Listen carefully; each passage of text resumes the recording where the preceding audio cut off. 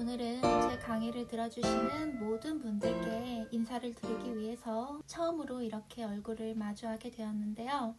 앞으로 레시피를 공유할 땐 제가 직접 출연하지는 않고 저의 손 정도 나오겠지만 시작 전에 제가 어떤 사람인지 조금 더 친근하게 다가설 수 있도록 이렇게 영상을 찍어봤어요. 먼저 체형 테이블의 무설탕, 저탄수 레시피 강의를 시작하신 모든 분들 정말로 환영하고요. 제 강의를 들어주셔서 진심으로 감사합니다.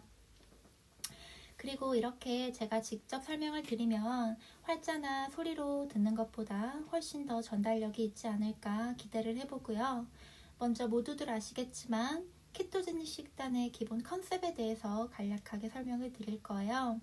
키토제닉 식단의 기본 컨셉은 영양가가 높으며 몸을 축 처지게 하는 성분을 적게 섭취하는 것인데요. 몸을 축 처지게 만드는 대표적인 성분으로는 당과 탄수가 있겠죠. 키토제닉 식단에서는 탄수화물을 태워서 당분으로 전환한 뒤에 에너지로 사용하던 우리의 몸이 이제는 적은 탄수화물 섭취로 플랜 B인 지방 연소를 가동시키게 돼요. 여기서 지방을 먹으며 지방을 태운다 라는 모순적인 말이 진실이 되는 거고요. 탄수화물 섭취를 줄이고 식단에서 지방의 비율을 늘려서 키토시스 상태에 진입하면 우리 몸은 지방을 태우는 몸이 되고 뇌는 케톤을 에너지원으로 쓰게 돼서 에너지 수준이 급격히 떨어지거나 높아지지 않아요. 그게 굉장히 중요하겠죠. 자, 그러면 우리가 어떻게 건강하게 키토제닉 식단을 할 수 있을까요? 먼저 정말로 채소를 많이 드셔야 돼요. 채소를 채식주의자만큼 드시는 걸 추천합니다. 키토제닉 식단은 고기만 먹는 식단이라고 주로 많이 알고 계시지만 사실은 그렇지가 않아요. 왜냐하면 고기는 단백질을 굉장히 많이 함유하고 있기 때문에 고기를 너무 많이 먹다 보면 지방보다 단백질 섭취가 높아질 수 있어요. 그러면 또 직량이 되거나 아니면 무리가 갈 수도 있고요.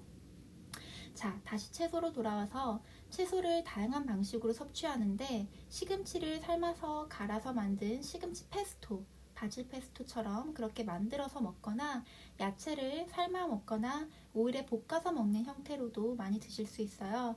제가 곧 알려드릴 애호박면 바질 페스토 파스타 이런 걸 보시면 면 대신에 애호박을 사용해서 음식을 만들 수도 있고요. 아니면 스테이크도 가끔은 양배추 스테이크, 양배추를 썰어서 스테이크처럼 굽는 방식으로 채소를 많이 드실 수가 있답니다. 그리고 다음으로는 키토시스 초기 진입을 위해서 방탄커피를 드시는 걸 추천하는데요. 강의가 시작하면 제가 키토 펫밤과 방탄커피 레시피를 먼저 공유 드릴 거예요. MCT 오일, 유기농 버터 등의 건강한 지방은 우리에게 안정적인 에너지를 공급하고 또 커피는 뇌 기능과 지방 연소를 최대화해요. 특히나 MCT 오일은 제가 보여드릴 건데요. 여기 있어요. 케톤으로 전환되는 독특한 대사적 성질을 지닌 지방으로 혈중 케톤 농도를 굉장히 빠르고 높게 증가시켜요. 이 말은 우리가 MCT 오일을 먹으면 키토시스에 쉽게 진입하고 유지할 수가 있다는 거예요. 당과 탄수의 섭취로 키토 아웃이 되는 경우가 있는데요. 그럴 경우에 우리가 재빠르게 다시 키토시스 인 하기 위해서 사용하기도 하고요. 아니면 유지하기 위해서 사용하기도 합니다. 이 MCT 오일은 탄소 개수가 적은 중사슬 중성지방으로 대사 과정이 단순해서 즉시 에너지원으로 쓰여요. 여기서 대사 과정이 단순하다는 말은 보통 우리가 음식을 먹으면 음식을 먹고 소화를 시키고 몸에 흡수가 된 다음에 에너지로 변환이 된다면 이 아이 같은 경우는 그 과정이 굉장히 축약이 돼서 먹자마자 곧바로 우리가 에너지로 쓸 수가 있다는 거죠. 그래서 방탄커피를 마시고 나면 아주 빠르게 두뇌 회전과 에너지 상승에 도움이 돼요. 세상에서 가장 건강한 기름이라고도 불리고요. 항염증과 항산화 효과도 있다고 하니까 샐러드 드레싱이나 방탄커피로 자주 드시는 걸 강력 추천해요. 특히 제가 무료 강의로 오픈한 방울토마토 마리네이드 레시피를 보시면 올리브 오일만 사용하는 것 대신에 올리브 오일과 이 MCT 오일을 블렌딩해서 제가 만들었거든요. 그런 식으로 섭취하시면 좋아요. 다만 한 가지 주의할 점은 MCT 오일을 처음부터 방탄커피에 15ml를 넣어서 드시면 몸이 조금 받아들이지 못할 수가 있어요.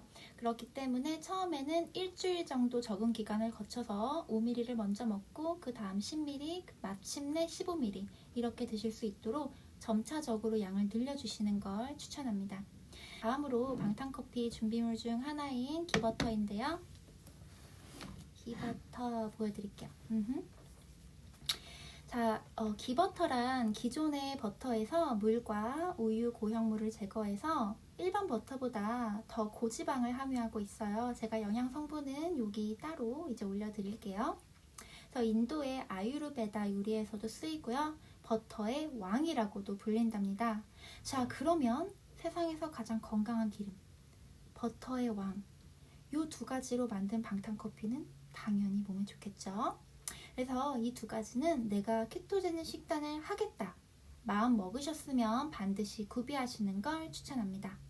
그리고 이어서 바로 제가 또 다음으로 추천할 식재료는 이 올리브 오일이에요. 올리브 오일은 반드시 냉압착된 엑스트라 버진 올리브 오일을 사용을 해주시면 좋고요. 고온 압착된 오일들은 아무리 좋은 오일이어도 과정 중에서 안 좋은 물질들이 함유가 될 수 있기 때문에 냉압착된 올리브 오일을 사용하시는 걸 추천해요. 그리고 아보카도 오일도 마찬가지로 냉압착된 걸 사용을 해주시고요. 케토젠 식단에서 절대로 사용하면 안 되는 세 가지 아시죠? 마가린 사용하시면 안 되고요. 포도씨유 안 되고요. 카놀라유도 안 돼요. 식용유, 콩기름 다 안 되고요. 지방이라고 다 같은 지방이 아니다. 참고해 주시면 좋아요. 건강하고 맛있는 오일들을 많이 드시면 좋겠죠, 당연히. 자, 그 다음으로 추천할 거는 제가 지금도 이 순간에도 영상을 찍으면서 마시고 있었던 애플사이다 비니거예요. 우리가 보통 에사비라고 불러요. 제가 이걸 여기서 에사비라고 했으니까 강의에서 에사비라고 해도 다들 알아들으시겠죠? 그래서 이 에사비 같은 경우에는 칼로리는 당연히 0칼로리고요. 칼로리나 이런 걸 떠나서 굉장히 소화에 많이 도움이 되고, 특히 저 같은 경우는 고기를 잘 소화를 못 시키는 그런 나약한 위장을 가졌기 때문에 사실 에사비를 매일매일 먹지 않으면 꼭 키토제닉 식단을 하지 않더라도 일반 식단에서도 많은 어려움을 겪거든요. 근데 이 아이를 먹으면 피부톤도 좀 밝아지는 것 같고 너무 영업하는 것 같은데 실제로 저는 그렇게 느끼고 있어요. 그래서 키토제닉 식단에서 반드시 드시는 걸 추천해요. 자, 그리고 제가 정말 사랑하는 감미료인데요. 저희가 베이킹을 할 때나 아니면 요리를 할 때 굉장히 설탕을 많이 사용을 하잖아요. 아마 직접 빵을 구워보신 분들은 알겠지만 정말 빵 하나 만드는데 설탕이 어마어마하게 들어가요. 그걸 보면은 먹지 못할 정도로 그래도 먹지만. 자, 근데 케토제닉 식단에서는 우리가 죄책감을 느끼지 않으면서도 달콤하게 식사를 할 수 있도록 도와주는 이런 설탕 대체제가 있어요. 스테비아나 에리스리톨, 말티톨, 그리고 마지막으로 이 라칸토스 몽크프루트 스위트너가 있는데요. 지금 제가 보여드리는 건 골든이에요. 골든은 흑설탕이랑 비슷한 거죠. 그래서 보통 요리를 할 때 많이 써요. 베이킹을 할 때는 오리지널이라고 쓰여있는 하얀 색깔 라칸토 스위트너를 사용하셔도 괜찮고요. 그래서 이 아이 같은 경우는 설탕하고 동량을 사용하면 돼서 계량할 때 굉장히 편한 장점도 있지만 저는 개인적으로 먹었을 때 설탕하고 거의 유사한 단맛을 낸다고 생각해요. 스테비아 플러스 에리소리톨 같은 경우에는 그 특유의 화합 맛도 있고 그리고 뭔가 이질적인 맛이 있어요. 저는 그렇게까지 신경 쓰지는 않는데 저희 가족들은 스테비아가 들어간 음식들을 그렇게 좋아하진 않더라고요. 그럴 때는 라칸토 스위트너를 사용하면 감쪽같이 무설탕으로 만들 수가 있습니다. 구매는 아이허브에서도 가능하고 쿠팡에서도 가능하고 아직 한국에서는 구매하기가 조금 어렵지만 직구하시면 어렵지 않게 구매하실 수가 있어요.